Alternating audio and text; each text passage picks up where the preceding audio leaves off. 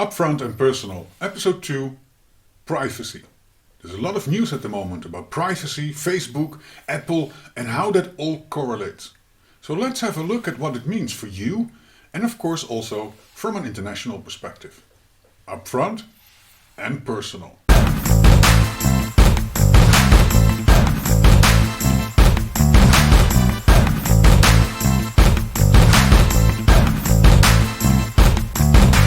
Facebook hit the news with their intention to change the rules for WhatsApp, so all contacts will be uploaded to Facebook and making their users approve this change.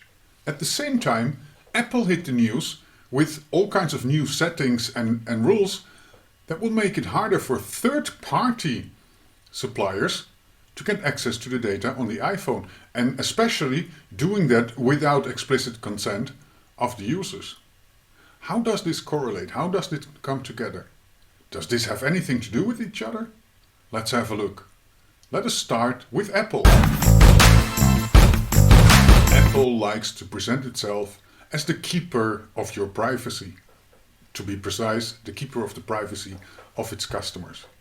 With fancy slogans like, "What happens on your iPhone stays on your iPhone." But is that really true?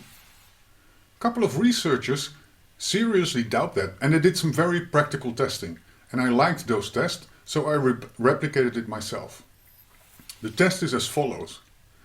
Install an app from Apple's App Store on your device and just wait to see how long it takes until you start seeing advertisement for products related to this app on Facebook, Instagram, etc.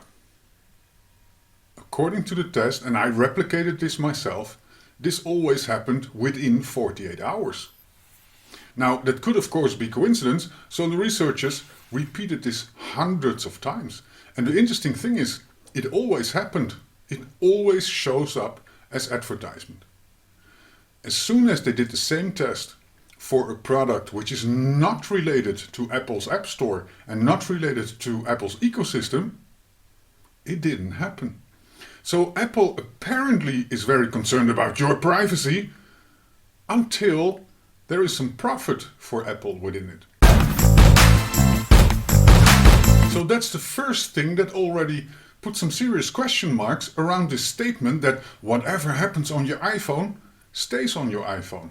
The next thing that we have to take a closer look at is when Apple is now implementing all kinds of measures which will make it more difficult for third parties in the future to access data from the iPhone.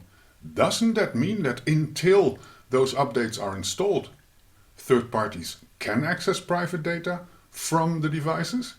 Indeed it does. And there's something else that we also have to keep in mind. Apple doesn't provide these updates to all devices. It only provides this to the devices for which they still provide updates. So the older devices, which some customers still use, will not get these updates. Same researchers did similar testing by, for example, asking Siri for specific commercial products and wait how long it takes until they see advertisement for those products. It didn't take long, and it was a 100% hit on all tests. That doesn't look like coincidence. They repeated the same thing with searches in Apple Safari, and they got the same outcome. So Apple is apparently concerned about the privacy of their users when Apple is not able to make money on it within their own ecosystem. But as soon as it is part of Apple's ecosystem, well, apparently Apple doesn't care that much. So the slogan, "What happens on your iPhone stays on your iPhone," is not true at all. What happens on your iPhone actually belongs to Apple, and as long as Apple can make a profit on it, well, they will. The next thing that puts some very serious questions about Apple's claim and reputation about as being the guardian of your privacy is when people ask for their own data, especially under GDPR.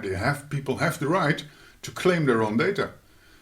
That takes quite a while for Apple to deliver that, but when they do, most people are pretty shocked about how much information Apple collects on you. And Apple cannot claim that that all is just for quality purposes. We also have to keep in mind that GDPR plays a big role in this. Apple wants to make sure that they are following all kinds of requirements, and Apple is already charged by the European Union. And it could also be that Apple is simply trying to avoid a further growth of the conflict that they already have with the European Union. Let's not forget, Apple is one of the companies, the big tech companies, which is not only under pressure in the United States, but also within the European Union. For the abuse of monopoly, for the abuse of data, of their consumers, and a couple of other things. So Apple is not the guardian of your privacy, the way they like to present themselves, and Apple is basically just protecting its business and not you. Now, let's have a look at Facebook. With Facebook, it is a very interesting case. The business model of Facebook is very straightforward. They collect as much information as they can. They create all kinds of profiles and preferences about their users, and they sell that information for advertisement. They're not really handing out all details they got from you. What they are selling is the likelihood that you would be interested in a product or a thought or an idea or a movement. And they do that by just collecting as much as they can. And your contacts are important for Facebook because then they can build all kinds of correlations and relationships. They want to have as much information about you, about the people you interact with, about the content you interact with, to make it more likely that they can sell advertisement. And there's one thing that we have to keep in mind. Facebook does not just collect data about the people who are actively using their platform. They're also collecting data about people who just don't even have a Facebook account. For example, every website that is using the Facebook Pixel, that is a technical tool to track the website visitors, is delivering information to Facebook. If you have an account or not, has nothing to do with that. Facebook collects data on every visitor of that website. WhatsApp belongs to Facebook, and WhatsApp is a very popular platform. I think for a very long time it has been the most popular messaging app, and almost everybody uses it. Now what Facebook wants is to have access to all the contacts of all their WhatsApp users, and also some of the information about who you interact with. Under GDPR, it is already mandatory to get consent about data collection and about data access. Apple is now moving forward with also making that mandatory. All apps and all third-party apps must provide very clear information about what information they collect and what they're doing with it. So now we have a conflict. Facebook wants more data. GDPR says, well, data is okay, but you need to have consent of the person you're collecting data from. And Apple says, well, we want to make sure that we either make money on it or we are following the rules, so you have to make that crystal clear. And Facebook is not happy about that. But that is still not everything that's to it. There is a very strong suspicion that Facebook has always been collecting contact information through WhatsApp. And a couple of researchers have already provided information that confirms that. So again, very pragmatic testing was done. 2 brand new phones with WhatsApp installed and 10 contacts uploaded, of whom the researchers knew that they would have a Facebook account. WhatsApp never asked for consent to upload contact data to Facebook. It just asks for consent to access your contacts, which is logic because you need that to be able to chat with other people. Now the researchers have done this not once, not twice, but again, hundreds of times with unused devices. Simply install WhatsApp, add 10 contacts of whom they knew that these people would have a Facebook account, and see what happens. And in all cases, during all tests, so 100% confirmation, each and every contact which they had on the test device showed up on Facebook as recommended contact, people you may know. We could of course say this is coincidence, but it appears to be very likely that WhatsApp and Facebook have been exchanging contact data for a very long time already. And the only thing that Facebook now wants to do is force their users to get permission to do so. Out of GDPR reasons, to maybe solve the issue with Apple, and we don't know what else. But we have to assume that Facebook and WhatsApp already exchange information, and we also have to assume that Facebook will continue to push forward with their business model based on your data. The rule is very simple. It's not your data that is the product. You are the product of Facebook. So Apple and Facebook have a bit of a spat about that, and the motives are not as pure as especially Apple pretends it to be. And Facebook is definitely not doing this to create clarity, as they are claiming that it is. It is all about your data, and it's all about the profit made on your data, or to be more precise, the profit made on you. Now let's have a look from the international perspective, because there's one thing that we have to keep in mind. The majority of the tech providers collect information. There's hardly any exception. And the second thing that we have to keep in mind is that the majority of those tech providers are based in the United States. And that is where it gets very complicated, because the United States have legislation in place with, for example, Visa and the Cloud Act, which allows the United States government almost unrestricted access to all the information that US-based companies have, and not just on US citizens. Globally, there's no restriction on that. So the second thing we see happening is that a couple of countries, and that amount is growing, are placing restrictions on the usage of Facebook and WhatsApp and the likes for example, government officials. So what you have seen in the past few years, that the United States is putting restrictions on using, for example, Chinese-based apps, is now happening in the opposite direction.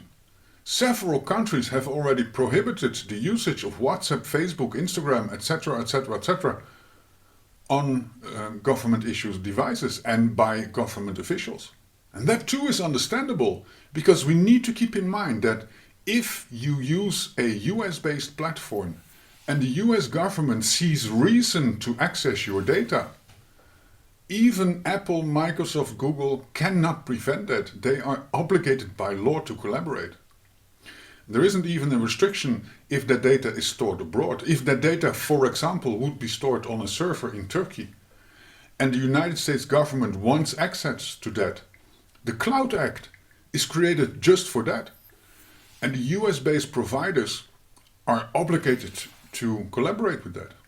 But it goes even further. Let us say, for example, that you are using a British technology provider, but that British company has a subsidiary in the United States. The United States legislation can then still enforce that US-based subsidiary of the British company to hand over the data, no matter where it's stored. And that is becoming a growing concern for several countries, also for companies and organizations.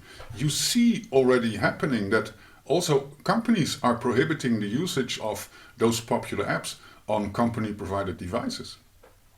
You also see companies giving out instructions to their employees about what they are allowed and not allowed to share on their social media profiles. There are even discussions whether or not a company can prohibit a person from posting something on a personal account.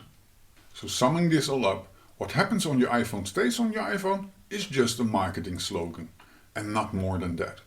Facebook is not trying to create clarity, it's trying to make legal and transparent what they already are doing, and apparently have been doing for quite a long time. Governments and companies are finally becoming aware of the fact that the United States and many others have access to data and are able to analyze that. And that is not something that they want to happen. The only thing that is lacking is individuals, people like you and me, understanding how much access there is to your information, to your personal life, to your social media presence, to your messaging. And it's great that we now have a moment of awareness and that we now are looking and thinking about it. But we also have to do it in the right way. A lot of people are moving to Telegram because they believe that Telegram is the secure platform. Well, not always and not by default. Signal is very popular suddenly. And yes, Signal has better security, but recently a couple of flaws were found already. And then there is something else, and we have to keep that in mind. No matter how secure the platform is, when someone makes a screenshot or just copies the text, you don't know what happens with that. So the most important thing, beside everything that the big companies are doing and the courts are deciding and the governments are implementing, you need to think about your privacy. You need to think about what you share and not. You are the only person who can actually change that by one simple thing: sharing less. This was Upfront and Personal. I hope to see you soon.